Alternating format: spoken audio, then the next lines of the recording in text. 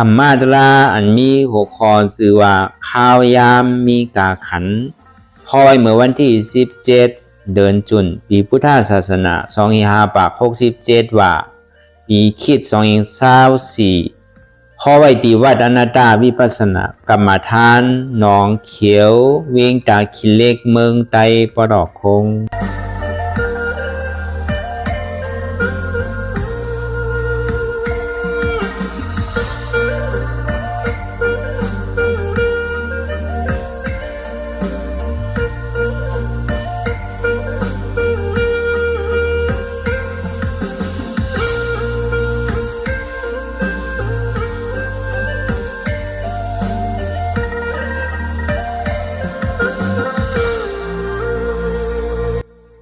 รายการนำนาตาวิปัสสนาภาวนาหานยอดทำนาตาในไหนดังสุดในก็เราดังขาไก่ขุดขากว่าถ้าต่างขาซ้ายก็ได้อย่างนั้นขาซ้ายถ้าต่างขาขวาก็ได้มือสองความต่างตักก็ยาวไว้ตัวสื่ออีวิเคียงอีวิยานก็อย่างในที่เขารับหูเนื้อเปิดหูยานปิญญารับตาเนื้อเปิดดายานปิญญาอยากตัวดีมันน้องวิญญาณหาใจเดียนเท่านั้นอันไหนเสียอันไหนเดียนมันพูดบอกขึ้นเป็นมานั่นคือเขาบอกว่าเป็นอันนั้นต่างไหนเอาดาวไปหันเจ็บไปหันตุกข้าไปบอกใจเนื้อหน้าตาเดินไหนก็ตัวดีโยมเคยใส่เข้าออกอันตั้งเคยใส่เข้ายาวๆเคยใส่ออกยาวๆเคยใส่เข้าลึกๆเคยใส่ออกลึกๆเข้าเกิดออกตายเข้าเป็นออกลูกปองเกิดแยกตายไหนแสดงว่าเราตัวหลอกๆอะไรไงคือเรามีญาณทั้งหันสื่อใจญาณทั้งบนสื่อใจหันเฉพาะที่มันนำอุปเปิงไรเนี่ยเอาตั้งแต่ชื่อของต่อไปติ้งไหนมีอะไรฟังไหนในที่ว่าเป็นเฮามีเฮาเดียนเฮาเปิดฟังอันที่สำเร็จเนี่ยต้องลงถึงใส่เขาของเฮาเนี่ยเขาเย่าอย่างมีออกแลในกล่อมว่าเลยออกเย่าอย่างมีเขาขึ้นแลในกล่อมว่าเลยป้องเย่าอย่างมีเวียนแลในกล่อมว่าเลยเวียนเย่าอย่างมีป้องขึ้นดูในกล่อมว่าเลยสองเพราะมันเขาเย่าเนี่ยมันออกขึ้นในก็ตายพอมันออกยาวนี่มันเข้าขึ้นในก็ตายเพราะว่ามันป้องยาวนี่มันเวียบขึ้นในก็ตายเพราะว่ามันเวียบยาวนี่มันป้องขึ้นในก็ตายต่อมาพอตายแล้วก็เกิดแล้วก็ตายในหรือเสียเกิดตายนี่มันมีอะไรเท่าเพราะนั้นนะตั้งหลังป่วนมาเนี่ยก็เข้าในเกิดตายอยู่ตั้งนานนั่นเนี่ยก็ซ้ำจะได้เกิดตายเท่าเพราะว่าย่างเกิดตายแบบที่เนี่ยนั่นป้นอะไรวะตั้งทุกข้าเนี่ยแต่ว่าทำไมการตลาเนี่ยคุณตาติมเกิดเท่าเป็นตายแต่ว่าเท่าที่เลยป้นทุกข้าแต่พอยังห่มส้มตาที่เกิดเท่าเป็นตายอยู่ในเกาะนึกดีทุกข้าอยู่ที่เงินน่ะแต่สองว่าป้นอะไรก็ยาวอ่ะว่าตั้งนอกตั้งในว่าเปิดเลยเฮาเตียมันพูดบอกขึ้นเป็นอยู่นั่นคนเฮาผูกข้อเนี่ยเก๋ก็น้ำก็เก๋ลองตั้งสังวิการตราอันอิ่มเบื่อจานอันหันอยู่ใต้ตานั่นลองเจ็บลองไม่ลองใครลองหนาวลองเท่าลองเปลี่ยนลองตายนั่นอันนี้ก็เฮาก็หันมาใต้ตาหันมาใต้ตาเฉยๆนะจองว่าเขาสั่งเอามาเหตุการณ์ตลาเพราะเขาเอามาวนเป็นการตลาเนี่ยมันอีแคมเลยจองว่าอะไรเลยมันเป็นตลาหน่อยนั้นมันมีเพราะเขาหมอเอามาใจตั้งจ้างตื้อกำแต่แล้วพอเขาตัวเยาวก็ปล่อยกว่าสินั้นในได้ก็มันก็เป็นตลาหนึ่งนะจังว่าพอเขาคืนตัวอย่างไรเสียก็ยาวอย่างในหิมหอมจำเขาในเอาเฮ็ดเป็นตลาดในเฉยๆตัวไหวไม้ต้นไม้ก็เกาะโนหลวงเอาปึ้งมันได้กระอับต้นใหญ่ต้นหลงอยู่อะไรรวมปัดทองมาในสัง อยู่ๆก็ย่ำไปใหญ่ขึ้นสูงเต้ๆในห้ำกลปั้งดูแล้วแทงตายกว่าอันนี้ก็เอาเป็นการตลาก็ยังไรอันใดเสียก็ย่าอย่ามันอยู่มันเก่ามันใหม่หรือเก่ามันต้องดีเก่าสาวมองอยู่ที่ติ้งนั่นนะเพราะเขาหมอวนเป็นการตลาเนี่ยก็มันก็เป็นตลาดนั่นเก่าลองตั้งเดียนมันแหลกลายค่ายกว่าลองต้นไม่ไหวไม่ลองตีอยู่ตั้นเศร้าลองสภาวะอันเท่าหันอยู่ใต้ตานั่นในสังอันเท่าไรถ่อมยินอยู่นั่นในสังอันนั้นก็มาวนทัดตัวเนี่ยก็ขึ้นวนเป็นตารางเนี่ยก็ไรนั่นก็โกนเดียนในทบในยากันอยู่ในผาดกันอะไรรู้หายตายกว่าผาดดีกว่าผาดตายอันนี้ก็เอาเป็นคอตารางเลยจังหวะขิงขาข้าวยำ1 วัน1 โมง 1 เดือน1 ปีเนี่ยมันมีการมีขันก็วันนั้นวันแต่งเงาวันหนึ่งยาวกว่ามือป่นมาในสังมือวันเหมือนในสังนี่มันมีอย่างพองเปลี่ยนมันเกิดขึ้นอยู่นั่นสองสายเข้ากับที่เจ้ากับแป้นมันอยู่5 ดอนมันเกิดขึ้นอยู่นั่นสองเข้าปล่อยพาว่างอะไรอยู่5เนี่ยอันนี้ก็เอามาเป็นการตลาดคนไรพอเขาหมอเนี่ยเอาลองเปิดหันเปิ้นดูเปิ้นก้อยหันเปิ้นเจ็บเปิ้นหวัดหันเปิ้นดูเปิ้นตายหันเปิ้นมีดองตั้งอยากฝึกขันใจตาดีเฮ็ดดีสร้างตาดีหาเงินหาคำเลี้ยงลูกเลี้ยงร่างเลี้ยงหอเลี้ยงเฮือนเลี้ยงโหเลี้ยงเมเลี้ยงปีเลี้ยงน้องในเกาะง่ายๆนั่นก็อันใดก็เลยว่ามันเป็นอันหยาบกูเจอกูลองกูอันนะเพื่อการรออันเปรียวกูนั่นเองพอมาวนท่าสางตัวดีนี่เนี่ยอันเท่ากินในเมื่อเท่านอนเนี่ยนะเหลือเสียนั่นในเหตุการณ์อยู่ถึงวันน่ะการเงินสุดมาเนี่ยก็อายุว่าสาห้ามกินอยู่กูมือกูขิงกูข้าวยำกินกูวันกูวงกูเดือนกูปีถามว่าตีหนุ่มช่ำเท้ามากติ๊กเท้ามากถามว่าดีอยู่ดีทำย่อกาก็ช่ำน้ำมากติ๊กกำเนิดสุดมาอย่าป้อจอดป้อเจเนี่ยก็ป่นตั้งตายใครเท่าก็ได้เท่าใครเป็นก็ได้เป็นใครตายเนี่ยก็ได้ตายจังว่าพอพึกเห็นหูว่าอยู่เสียลองตั้งเท่าตั้งเป็นตั้งตายเนี่ยเอาพร้อมแต่ดีฮับมันอะไรอยู่เสียกูเราเนี่ยป้อมหูลองเท่าลองเป็นลองตายเนี่ยก็มันใครเท่ามันก็ใครเป็นมันก็ใครตายมันก็คึงปองการกูซื้อกูลองอยู่เนื้อแล้วมันติ่มเท่าเป็นตายนั่นยาในเป็นว่าแค่มาดีเนี่ยก็เอามากินพอจอดพอเจียเป็นมาเฮ็ดเมี้ยวนั่นเมี้ยวในดีเนี่ยก็เฮ็ดพอจอดพอเจีย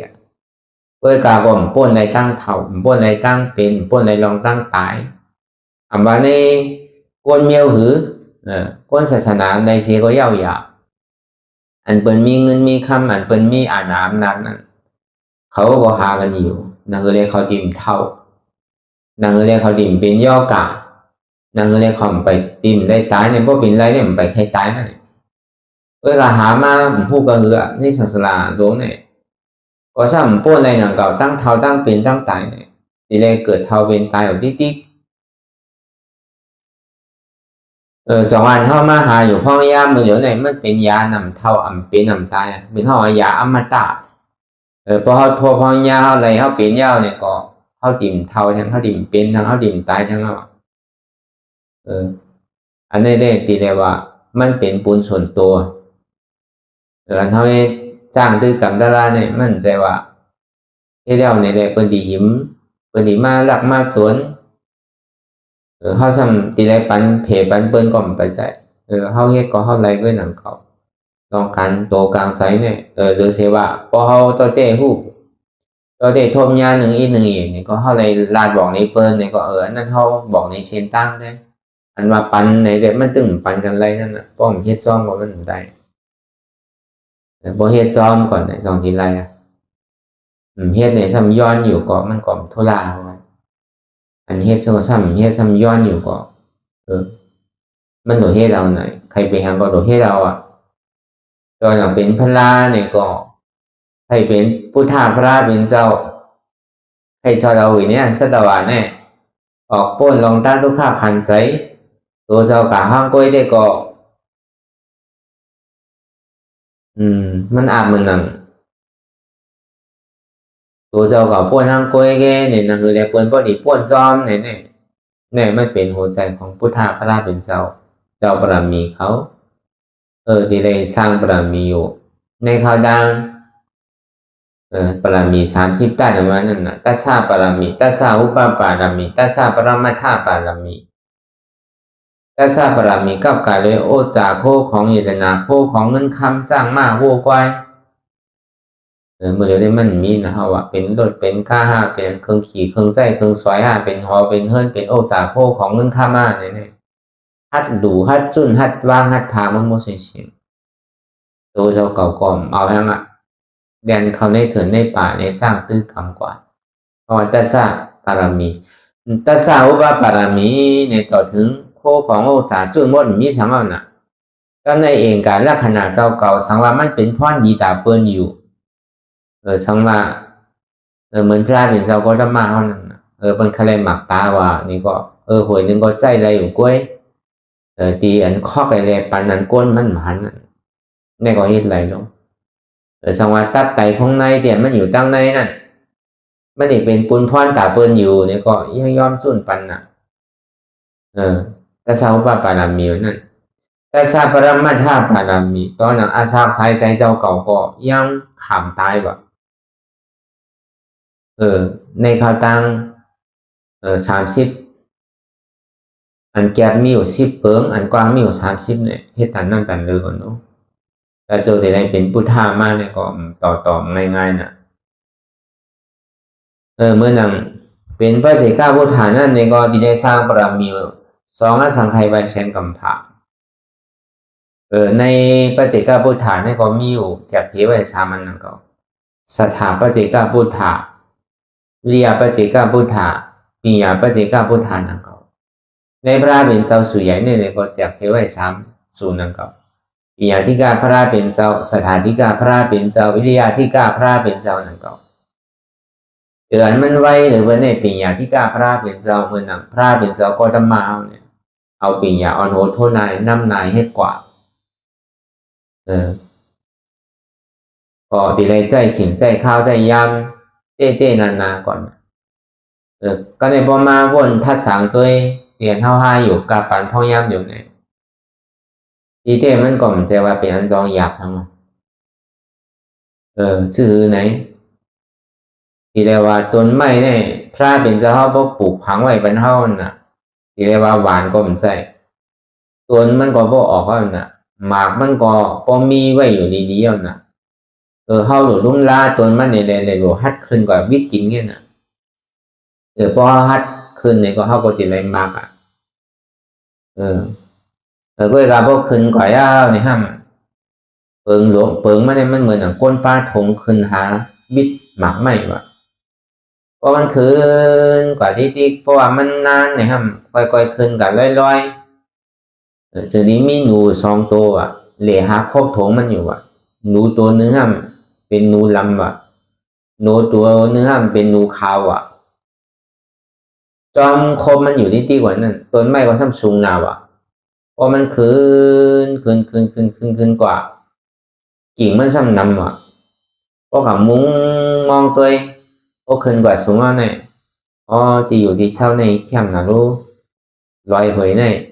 น้ำลินหินพาดีในเหมือนเป็นกับตัวสุขินกันนั่นเป็นกับเล่ตัวจอมหวยจอมลอยเล่ตัวจอมต้นไม้ต้นตอกเล่ตัวจอมน้ำจอมหนองนั่นก็รับว่ามันกับหลวงตัวลืมคิงอะไรซ้ำกลุ่มกับตัวลองอันห่างเดี๋ยวมันดูดีตัวอยู่ในซ้ำคัดใจขึ้นกว่าเพราะการหนู2ตัวเนี่ยมันก็ครบโถงมันอยู่ดีกันโถงมันดีใส่หมากนั่นมันก็ อันการขึ้นกว่าก็ในเหตุกว่าเหตุมาเนี่ยมันถึงแล้วนะเพราะมันถึงแล้วเนี่ยก็โถงเนี่ยมันขาดลงโถงอันตาที่ใส่หมักเนี่ยขาดลง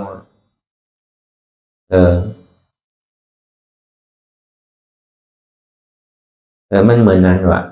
หนูขาวหนูล้ำไม่เป็นละ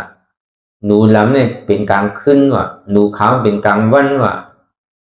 อย่าไปขิงขาข้าวยามป้นกว่าเป็นวันป้นกว่าเป็นขึ้นว่ะพอเบอร์กลางวันกลางคืนอยู่ป้นอยู่ตั้งแต่เมื่อว่านเมื่อเดียวเนี่ยมันบอกกินเท่าอยู่กูวันกินเท่าอยู่กูขึ้นนั่นนะขิงขาข้าวยามเนี่ยหมากมันเป็นหือโซมาบานหน้าผาหน้าเนี่ยก็ห้องก่อนไปได้จิ้มด้วยห้องปอดไปได้กินด้วยเตะตัวเตะขึ้นโจเก็บโจข้าวมังปอกว่าคนขึ้นใครขึ้นเลยกว่าเนี่ยก็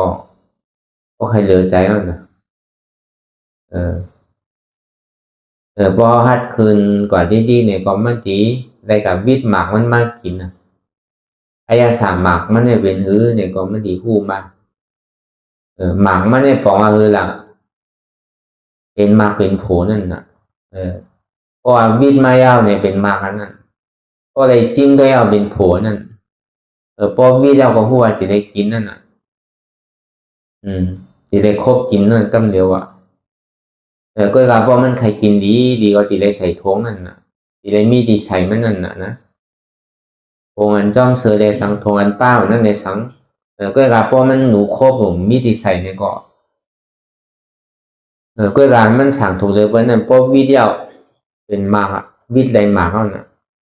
ก็จามตัวยาวเป็นโผนั่นอายาสารน้ำหวานของหมากอันเตียนมันคืนวิทย์ตรงนั้นมันเป็นคือว่ามันดีคู่มากเหมือนนั้นหนังเก่าว่าในคอสั่งการสอนของบุญธรรมพระราเป็นเจ้าในเมืองหนังปลูกต้นไม้ไว้บรรเทาปลูกต้นหมากไว้บรรเทาจะว่าทีไรหวานเจอหวานพันห้างกล้วยจะว่าทีไรรุ่มลานต้นมันห้างกล้วยใจว่าทีไรไปคือหมากมันออกใจมันต้องมีไว้แจงแรงๆหวานนั่นต้นไม้กิ่งนั่นก็ฮัดมีดเนี่ยก็ฮัดขึ้นถึงไรเต้เนี่ยก็เข้าก็ได้จิ้มตัวนั่นมันก็เดือก้นไรหนังเก่านะก็รับว่าเป็นเจ้าบารมีเขาเหมือนหนังเขาว่ามาเมื่อเจ้าเขาก็สุดต้องมุมมองใครเป็นหนังเก่าพระเป็นเจ้าเนี่ยพระเจ้าพุทธาเนี่ยก็ตึ้งสุดต้องมุมมองอัคราสวากาปีกซ้ายปีกขวามหาสวากาพระเป็นเจ้าสู่ใดสู่หนึ่งตั้งนั้นนั่นในก็มุมมองเรือเสวาเป็นปกติสวากาปกติสวากาเนี่ยมันมีปรมีอ่ะมันเขาว่ามานั่นนะพระเป็นเจ้าเนี่ยพวกกระทบเนี่ยพระเป็นเจ้าอันใจพระเป็นเจ้าก็ตั้งมาในนู้พระเป็นเจ้าก็ตั้งมาในเสียสังขารไปเช่นกัมพานะมีอธิกาเนี่ยสถาธิกาทั้งนู้วิยาธิกาทั้งนู้ซ้ำตัวเราตกขึ้นทางนั้นปัจเจกพุทธานั่นในสังอัคราสวากานั่นในสังมหากสวากานั่นในสังในเนี่ยมันง่ายก็รับปกติสวากาวันนั้นมันมีขิงมีข้าวมียำเหมือนเขาว่าเนี่ยตึกจ้างตึกกรรมแต่ที่เป็นปกติสวากานั่นนะอันนั้นได้มันโดบารมีเนี่ยเทศก่อนที่ก่อนวันหนึ่งก็มันที่ฮอจอดถึงหนังก็ว่าบารมีเต็มห้างแต่มันมีลองตั้งมักคานอย่างนั้นจังว่าเขาดีกับกลุ่มกันนี่บารมีก็ไปใส่เขาหลวมีลองตั้งห้าแต่ในคัดใจกว่าที่ก็มันติดถึงก็หนังก็ร้อยใครสูงจันสูงเผือไปยังเมื่อถึงน่ะห้องลอยเอเวอเรสต์นั่นลอยอันสูงที่สุดในหลุมผ้ามันก็ยังอ่อนกันเมื่อฮอดหนังเก่าแล้วนั่นในเมืองเขาว่าเป็นวางกันในเมืองใต้เนี่ยลอยอะไรสูงเหลือเกินในเมืองไทยในรู้ลอยไหนทำสูงเหลือเกินเนี่ยนะเป็นอ่อนกันดีเนาะเพราะเหมือนอย่างเมืองไทยเนี่ยก็ในภาคเหนือเนี่ยก็เป็นลอยอินทนนท์นั่นนะอันสูงเหลือเกินนั่นเพราะว่าในตะคิเล็กเนี่ยก็ห้องลอยล้ำนั่นนะอันสูงเหลือเกินเนี่ยก็เป็นเมืองเปิลเนี่ยก็ที่ไหนมันสูงเหลือเกินมาเป็นอ่อนกันกว่าเดนั่นนะมันก็เพิ่งก็ยังถึงหนังเก่า มันก็เหมือนอย่างกับการเอาให้การตลาดเนี่ยเพราะเฮ็ดให้เข้าใจสืบยามก่อนที่เขามันกึดดื้อเวียงตั้งแต่ตั้งเหนือว่าสืบขึ้นกว่าเขาก็แบกของหนักไว้ก็เป็นนั้นก็เขาดีเจียวถึงก็ผมก็แบกของหนักไว้อยู่แบกพอแบกเพิ่นแบกปีแบกน้องแบกลูกแบกหลานแบกโอจากโคของเงินคำแบกการแบกงานอยู่แต่ก็มันง่ายๆต้องตัวห้างก็เนี่ยดีกว่ามันบ่ขยับถ้าสำหรับแบกของหนักไว้เอาก็มันตึงมาฮอดในล้านๆนั่นน่ะแต่พอปล่อยพาว่างในหมดสิ่งเนี่ยห้อมแบกสังเอาตึ้งพาว่างในสิ่งเอาเพราะเป็นนั้นก็มันก็ดีเจียวถึงอัตตานอกและอัตตาในนะเขาว่าอันเบียกของนักนั่นอัตตานอกเนี่ยก็มันเป็นลองตั้งลองเปินลองเขาลองเฮาเนี่ยเป็นอัตตานอกอันลองเก่าเนี่ยเป็นอัตตาในโหเก่าขาเก่ามือเก่าตัวเก่าใจเก่าเจ็บเก่าขันถาของเก่าเนี่ยอันนี้เขาว่าอัตตาในอันนี้ก็ตีในจุนภาวะมดเชียงจะดีเบาซื้อกว่าที่ดีก็หึงหน้าในก็มันดีhọจอดถึงดีอันปลายน้อยมันหนังเขาพายคือเขานำปังหลายพอไก่พายก่อนที่เขาหมุนโกเขาหย่อนถอยนี่ก็มันดีhọถึงกุนต้องวุ่นหลังเก่าเหมือนเขาขึ้นวินหมากนั่นน่ะพอขึ้นก่อนที่ก็มันดีhọถึงหมากหนังเก่าอย่างก็มันเหลือลองตั้งคัดใจของก้นเท่าไหร่พอมีลองตั้งคัดใจมีลองตั้งอาธาถันหาน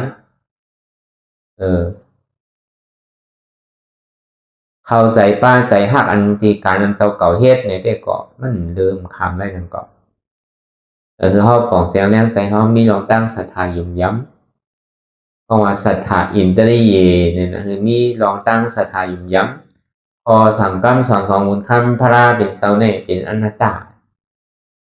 วิริยะอินตริเยเนี่ยพอมีศรัทธาเปิงนึงก็กลมไปเย่าทีใดมีลองตั้งห้าฐานหารทีใดมีลองตั้งคัดใจทีใดมีลองตั้งการสืบกว่า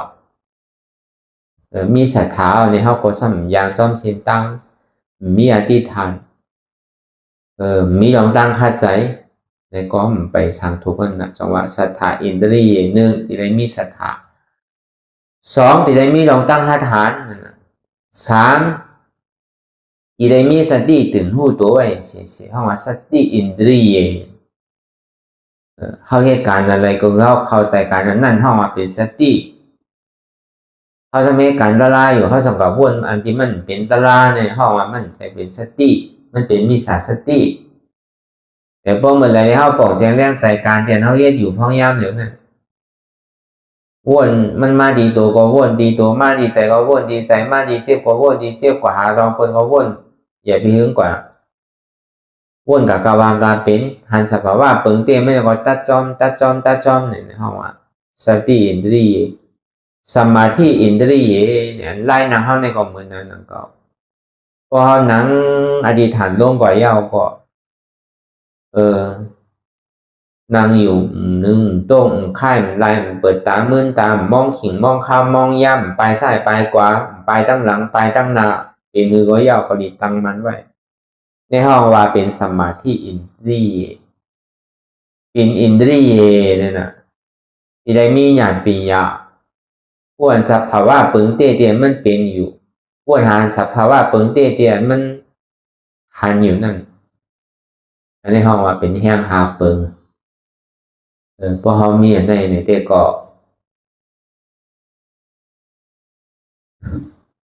ศรัทธาอินทรีย์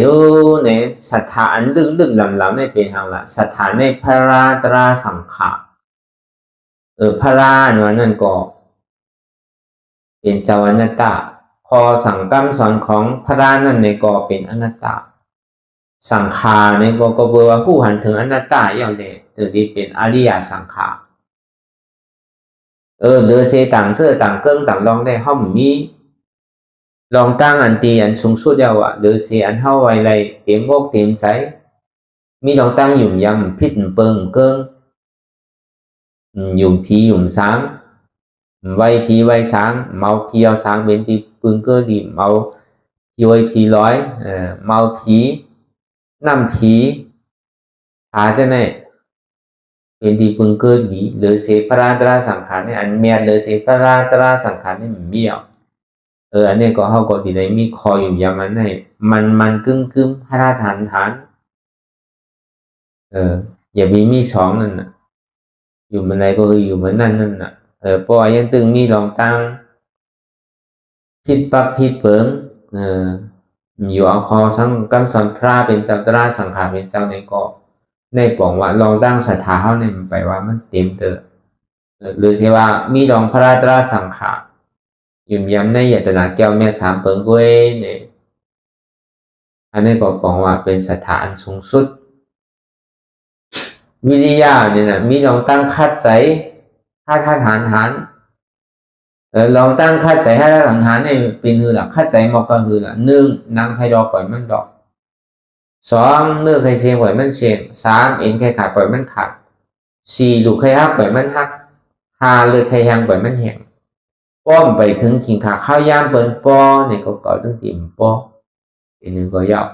ดงเฮลำเดียวกันยาวพอเปิดขึ้นไปเนี่ยก็กลายจะเลยขี่จ้อมันอ่ะ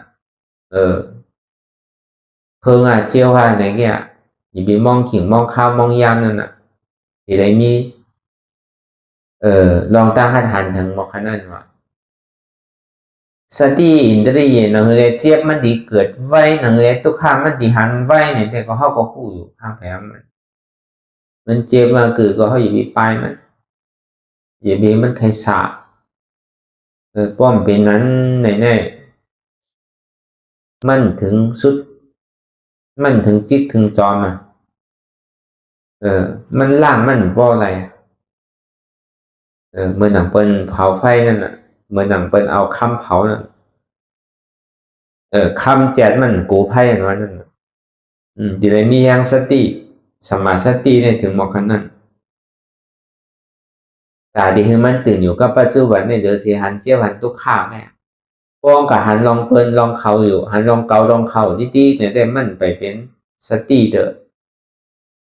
มันยังตึกวนกว่าตั้งหลังอยู่ตั้งนายอยู่ดีๆกันน่ะมันยังตึกเวียนหยอกอันแดนอยู่กันน่ะสมาธิอันว่านั่นตั้งมันอ่ำสันค้อนยกย้ายค่ายนึงนางเมียวหรือก่อนนางเมียวนั่นมันเจ็บมากคืออย่าไปเหงียงไส้เหงียงกว่าอย่าไป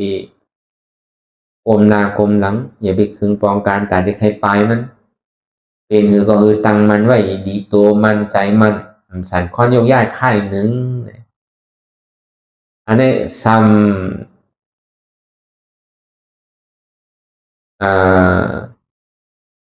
สมาธิอินทรีย์ปีนอินทรีย์เนี่ยอันนี้ปีนอินทรีย์ห้ามเป็นปีญานั่นอันนั้นว่าเหตุกันอยู่เนี่ยมันสั่งทัว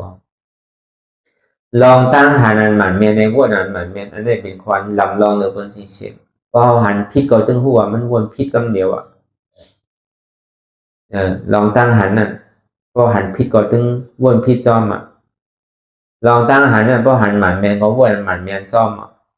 อันนี้เป็นควันลำลองที่ตี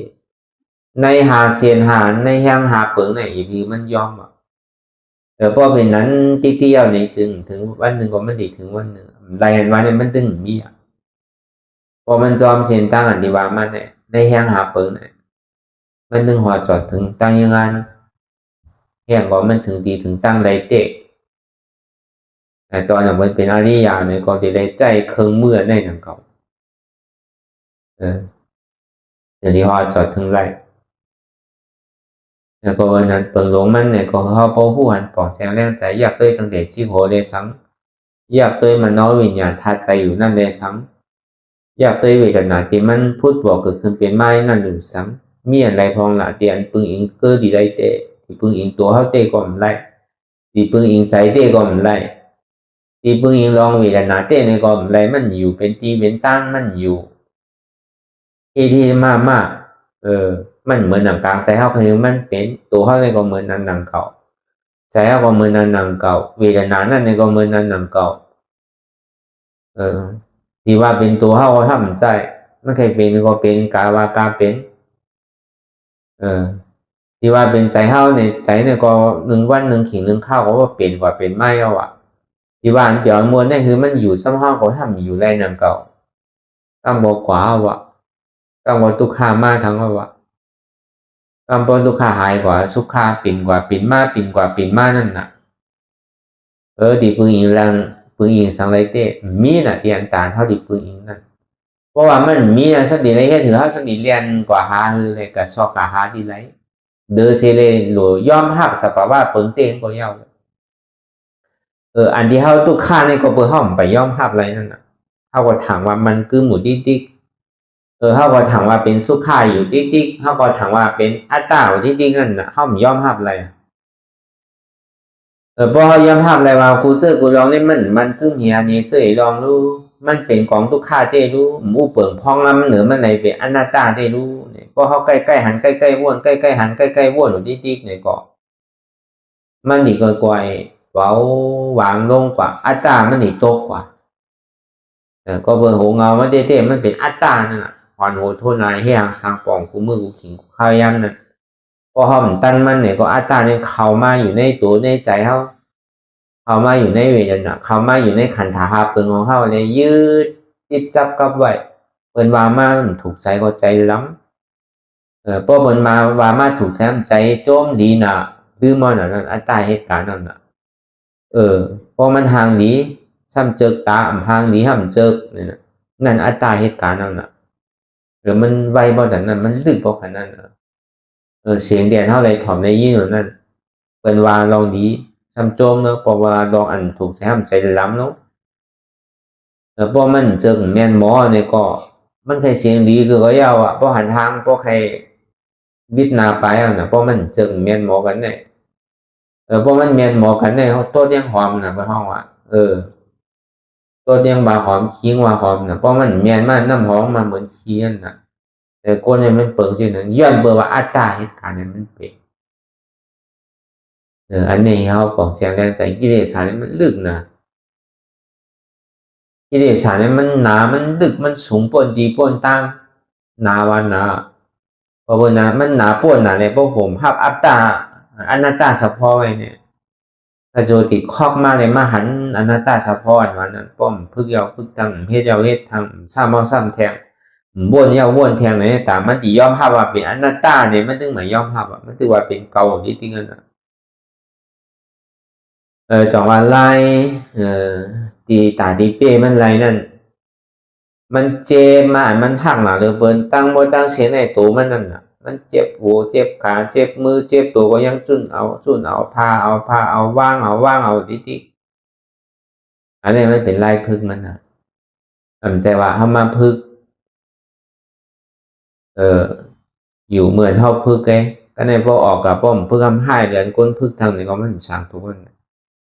ตั้งนาเป็นถือก็ตั้งหลังหลบเป็นที่นั่นตั้งหลังเป็นถือตั้งนาแต่ได้เป็นที่นั่นลองตั้งอันมีลองตั้งเยือนลองตั้งขันทีลองตั้งอดตั้งเยือนเลยมันดีเลยเพื่อให้ที่นั่นได้เปิดจากที่ห้องเป็นก้นให้การตลาเมื่อนำก็เป็นตาราเมื่อจุกเมื่อไปก็เป็นตาราเมื่ออุบกันนั่นก็เป็นตาราเมื่อตึกตีนรับตีนนอนอยู่นั่นก็เป็นตาราเมื่ออยู่ดีรับสิงนั่นก็เป็นตาราโดเอาเป็นตาราเมื่ออันอยู่ดีแรงนั่นเนี่ยก็โดเป็นตาราอันเนี้ยคนให้การตลาดเนี่ยคือมันมีอาจารย์ที่นั้นไว้จ้องตัวเอาเสียมันจะดีปนอะไรลองตั้งอยากฝึกคานใจเนี่ยมันมากูผายกูป้ายลงตลาดน้อยนั่นเพราะเขาหมอเอาเนี่ยมันเป็นตลาดมันเสียงอ่ะเพื่อการไล่อันที่มันมาจู้ใจเขาเป็นถือไว้วันเมื่อไหร่เนี่ยหลังในเจ้าวนมาในสังกลางวันในสังเนี่ยมันดีขึ้นมาจู้หันขึ้นหมดพอเขายอมเนี่ยก็มันจะได้เป็นสังขารากันตั้งนานเอาลองตั้งอันเก่าให้มาวนเป็นทุกขะสำคัญที่สุดเป็นทุกขะทางจังหวะคือเขามาวนนังเบลหลุงเงาเพิ่งมันน่ะเนาะในวันเหมือนใน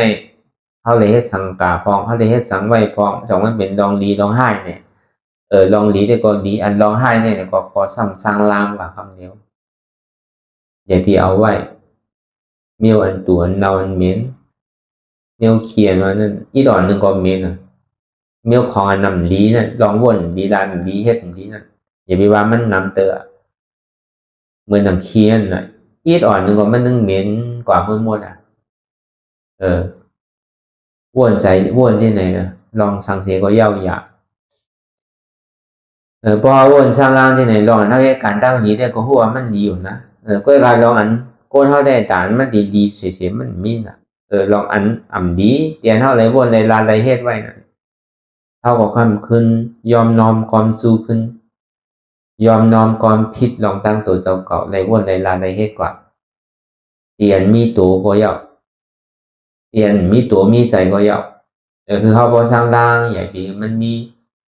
อันมาติดจับกับอย่าไปมันมีห้อยหวาดอย่าไปมีลองโก้ผุนโก้ผุนโก้เปอร์ฉะนั้นก็คือมันปอ